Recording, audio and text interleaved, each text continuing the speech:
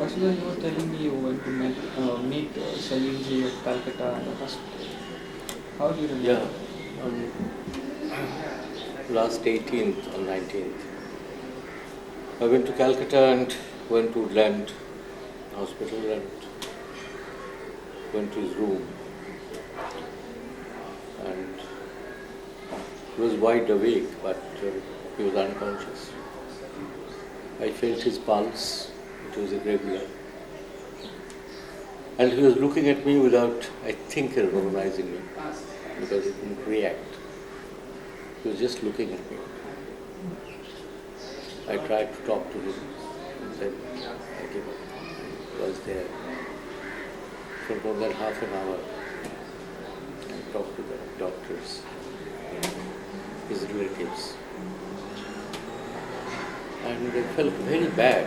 I didn't want to see such a conscious and conscious human being, such as alive human being, lying there like a vegetable. I think I had been praying that he should not survive like this if he has to survive. And I felt that if he had survived, he would survive like a vegetable. And then he came away. And last night, one of his son-in-law, at about 12 o'clock, rang me up and told me this had happened. And wanted me to tell Rishida. And Rishida also. And Risha also had got the news by that time.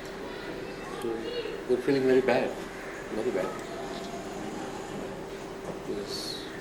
He was a genius. He is known as a music director all over the country. But he was a poet of a very high standard. And he was a lyricist, he was a writer. I was such an admirer of his works, and almost from my adolescent period. You see, I met with his music first. I got introduced to his music first. I remember in Calcutta University Institute, his first song, Kono Ek Gayen Bodhur Kotha Tomai Shonai Shono, which was sung, recorded by Hemanto Mukherjee.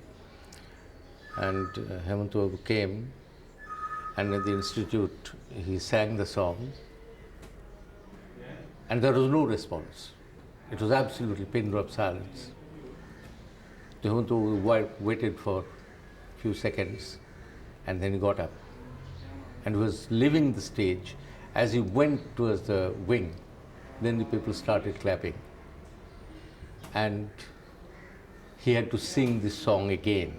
You know, I think 5-6 times.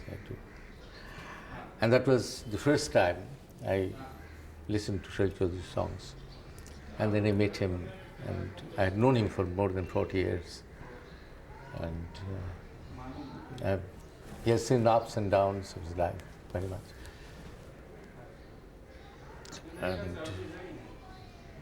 But I think I remember him as like my elder brother and like my younger brother also. You see, though I was much younger to him, the way he used to be attached to me and consulted me and wanted to know what he should do and what he should not do. So at that time I used to feel like elder brother.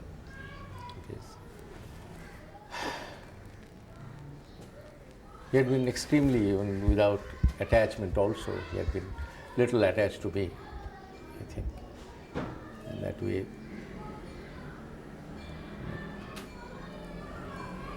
His capabilities were tremendous. His understanding of music was so constructive and progressive.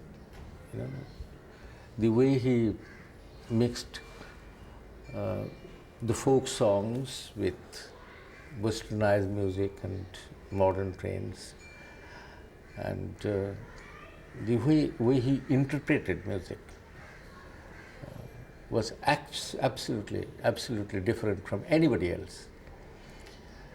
His trouble in giving music to film was that he could not give music to a film. You have to make a film on his music, you see. And that probably for the first time happened when Madhubati was made.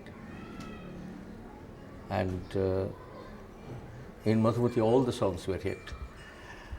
And in his films, lots of films have flopped, but almost all his film songs are hit in the flop films also. So, and his music had character, a definite character. And almost all the singers, right from Lata to Manade to Hemant to Talat to Rafi, Mukesh, and they all used to labor a lot to pick up his song and sing them. And Shalila himself was a very good singer, very good singer. The kind of soul that he used to bring in his music was absolutely wonderful.